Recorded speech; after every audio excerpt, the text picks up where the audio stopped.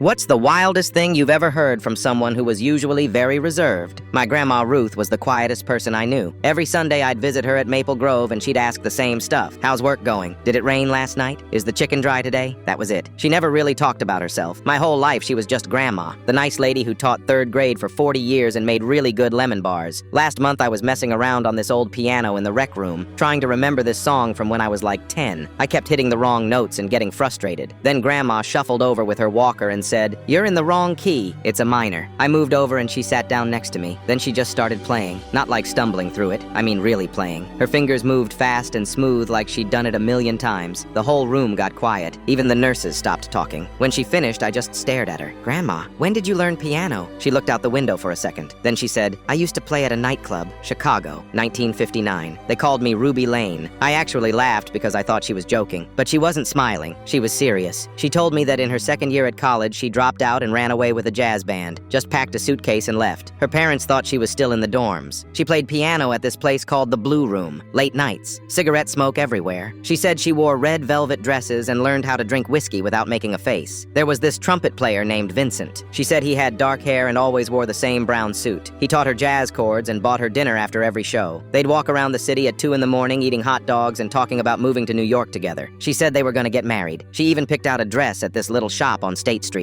But then one night some woman showed up at the club looking for him. Turns out Vincent already had a wife in New Orleans and 2 kids. Grandma said she didn't cry or make a scene. She just grabbed her stuff the next morning and got on a Greyhound back to Missouri. Never told anyone where she'd been. Her parents thought she'd been at school the whole time. She re-enrolled the next semester and finished her degree. Met my grandpa a year later at a church picnic and that was that. I asked why she never told anybody, not even my mom. She shrugged. "Your mother thinks I spent my whole life in cardigans and sensible shoes. If I told her I used to sing in corsets and drink bourbon with married men, she'd have a heart attack. Plus, she already thinks I'm losing it because I forgot her birthday last year." I asked if she regretted leaving Chicago. She smiled a little. "Not really. I got to do it. That's more than most people, and I still remember every song." Then she played another one, some slow, jazzy thing that made one of the old guys in the corner start crying. When I left that day, I told the front desk lady about it. She didn't believe me until I showed her a video I took on my phone. 2 days later, they moved the piano into the main hall. Now Grandma has a set every Wednesday at 4. People bring their families to watch.